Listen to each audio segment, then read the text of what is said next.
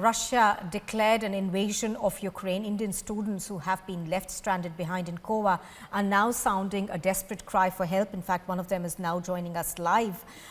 Good morning. Thank you for joining us on Republic. Give us a sense of the kind of fear that you're feeling right now.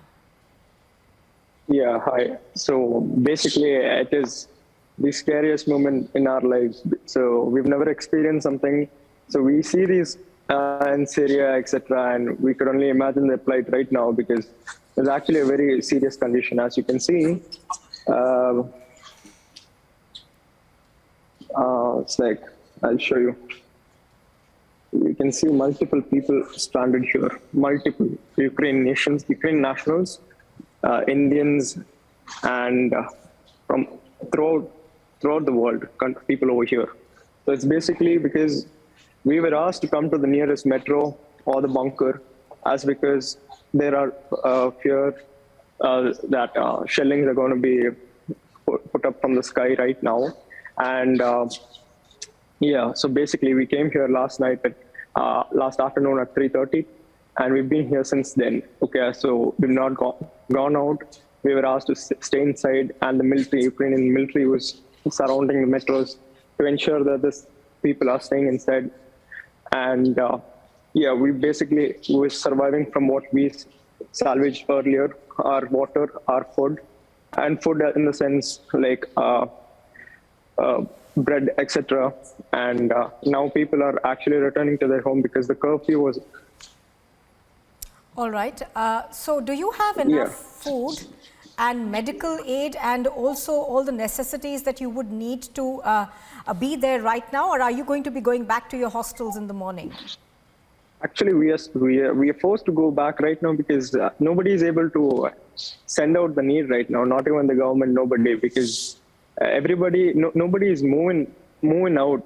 Exactly, to be in fact, I mean there's no vehicles outside. It's all on foot, you know. So basically, our houses are nearby to the metro, and we are going to go back because we are forced to, because we have to get water, blankets, and yesterday we slept in an open metro.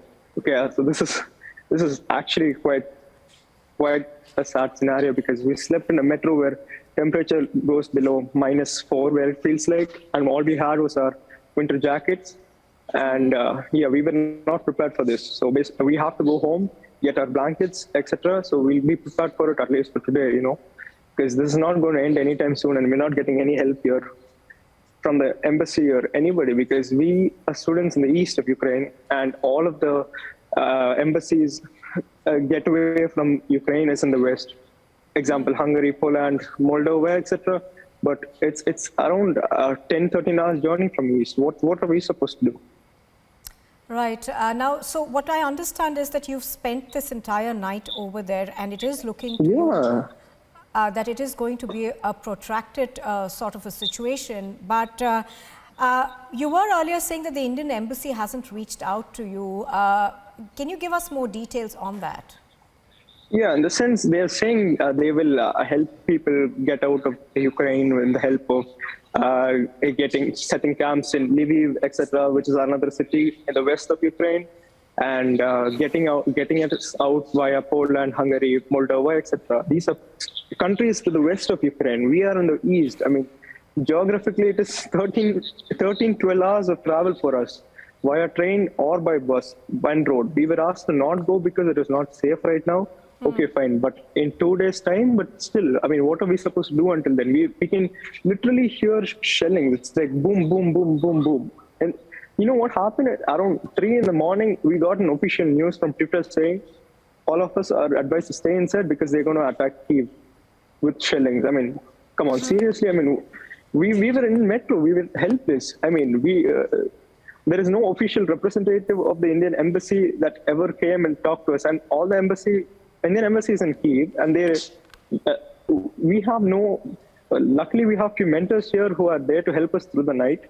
But still, I mean, it is scary because we are on our own, and they have to take care of themselves too, because it's a really scary situation. Okay. Can you describe for us what's happening around you? You were talking about the fact that there is shelling and, you know, it's a constant explosions that are going on. Just describe for our viewers what's happening there currently. So basically, what Russia said was they are doing this to demilitarize Ukraine, and they're not going to force their attacks on the civilians. But it is sad because I see videos where they actually send missiles into civilian homes.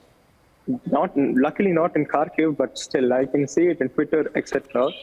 And same way, the shelling, what they do is they fly around the neighborhood, sending bombs which explode in the sky itself, and they travel downwards and in a greater speed. And God forbid, if you come in contact with all those, you will suffer greater injuries. Yeah. And so that is why we were advised to stay in bunkers and metros, etc. All right. Thank you for helping us. Just to tell you that the Indian government has set up a war room back in Delhi to try and coordinate getting all of you back to India. Stay safe and take care.